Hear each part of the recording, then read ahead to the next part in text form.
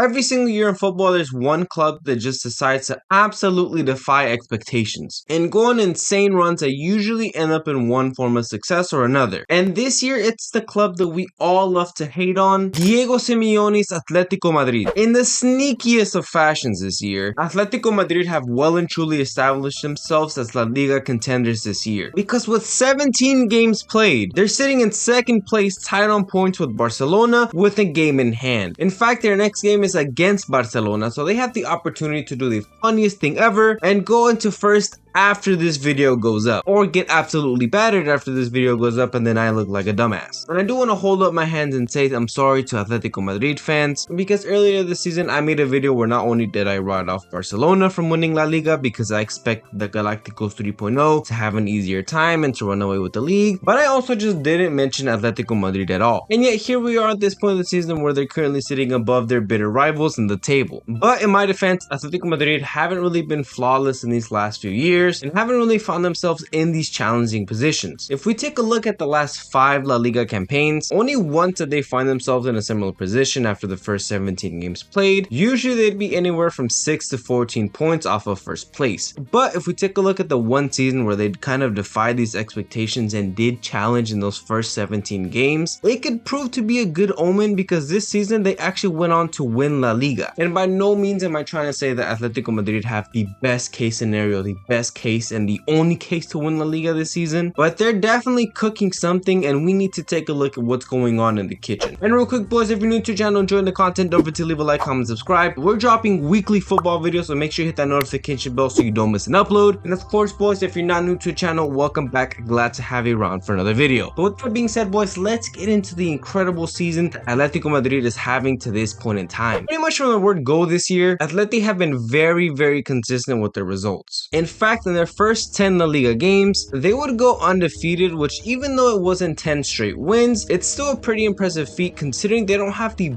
best squad in the world, you know, the most eye-catching, name-popping squad in the world. And even though they've had a couple of hiccups in the Champions League, they overall find themselves in a pretty comfortable place in that competition as well. It's nothing they're not familiar with. But for me, the biggest theme in this Atleti team that's really driving them to success is that there's so many people in the squad who are finally starting to get more of the flowers that they deserve for quite some time now. Whether it's on the attacking, defensive, or tactical fronts, there's at least one person who's been contributing to the club's success who has already been doing so for some time now, but like I said, is finally shining a little bit brighter. And one person who's really an embodiment of this is El Cholo Simeone. So Simeone is literally the embodiment of Atletico Madrid. Only certain managers reach this point of aura status where they just embody the club that they work at, that they manage. Managers like Fergie with United, Pep with Barca, Wenger with Arsenal, Klopp with Liverpool. These are guys who you think of them and you think of the club, and vice versa. There's just no way around it. It's too bad Simeone's name isn't closer to sounding like Atletico de Madrid, because then the club would really feel like it was his. Back in the day, I thought Arsenal was named after Arsene Wenger. The guy's charismatic, he wears his heart on his sleeve, he has the all black and the well put attire. So not only is he an embodiment of the club, but he's also just a figure in football as a whole. You can't talk about football in the last decade and a half without mentioning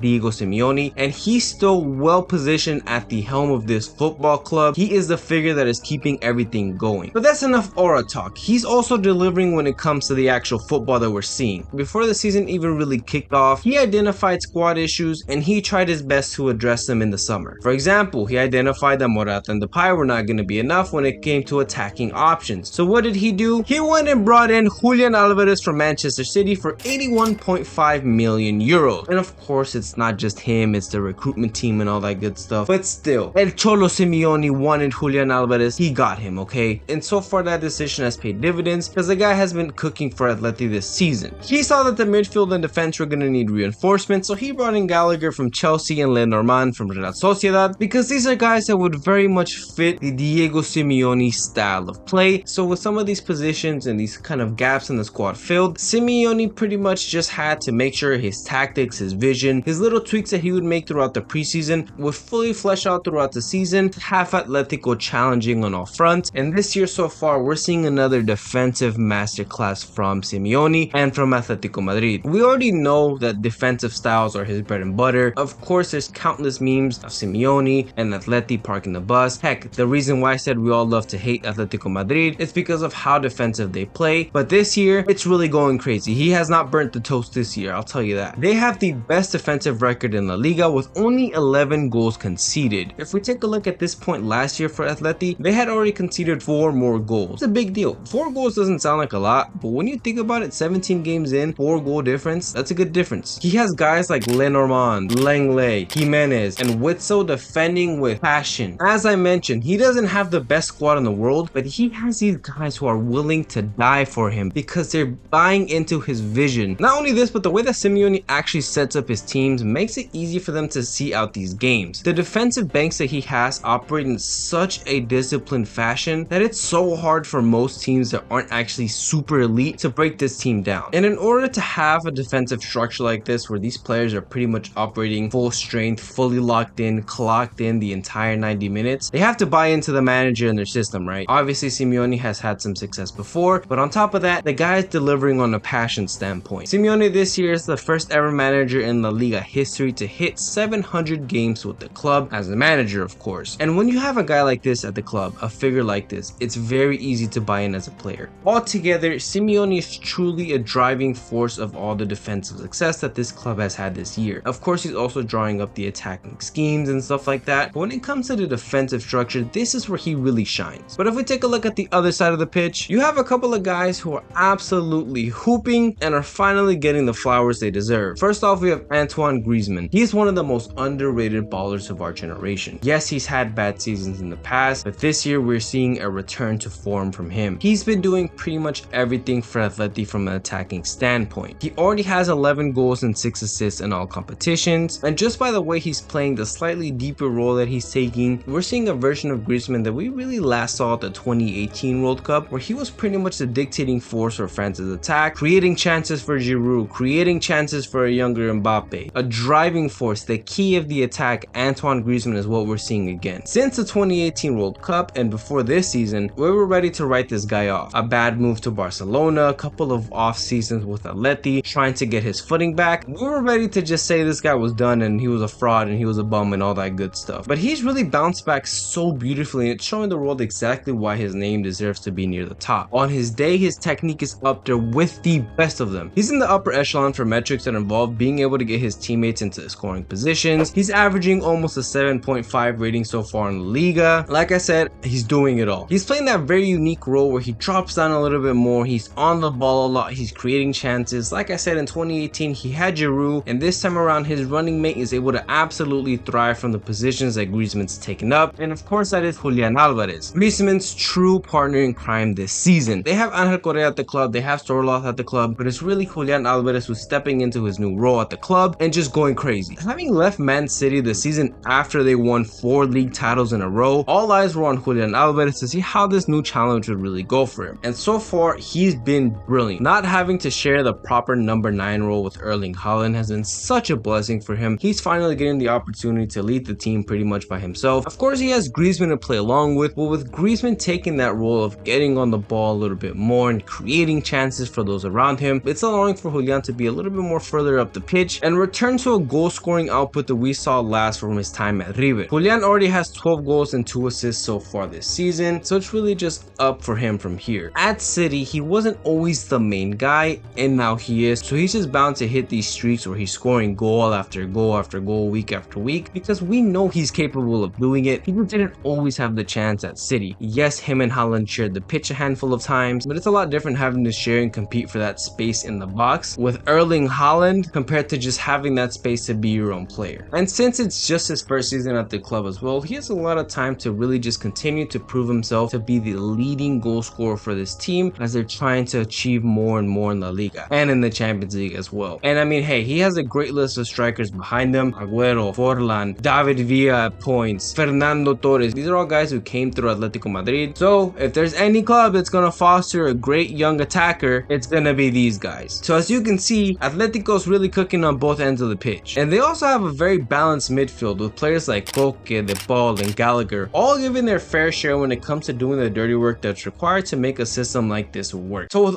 all this being said, right, Atletico are cooking, they're barely conceding any goals. Yes, they don't have the best attack in the league, but they're still scoring at a very consistent rate and enough to get them by at this point. It's not all sunshine and daisies, right? Of course, there's places where this could go wrong. They're still fighting on multiple fronts, which could be bad for them, especially if injuries start to accrue or if they have to start to balance one competition versus the other. We've seen in the past deep runs in the Champions League have kind of hurted them in La Liga and vice versa. Or let's say Antoine Griezmann does go down, you've lost the engine to the attack. What happens at that point? Let's say you have 2 or 3 injuries in the defense, maybe because of a high workload. These are all hypothetical situations, right? Nothing's set in stone. All of these things could happen and Atleti could still get through it. Griezmann could still get injured. They could get injuries in the back. They could go on these deep runs. Heck, we don't even know what's going to happen with them after this game with Barcelona. Of course, you guys watching this would have already known. There's always going to be these hypotheticals, these negative things that could happen. But so long as Atleti just keep up this good form that they're in, sky's really the limit for them. So La Liga is really all up in the air right now. It is a great title race, similar to the Serie A, which I talked about last week. Definitely going to be one that we all need to keep our eyes on at this point in time. We hate to see when a team as defensive as Atleti has any success really, but hey, don't hate the player, hate the game, I guess.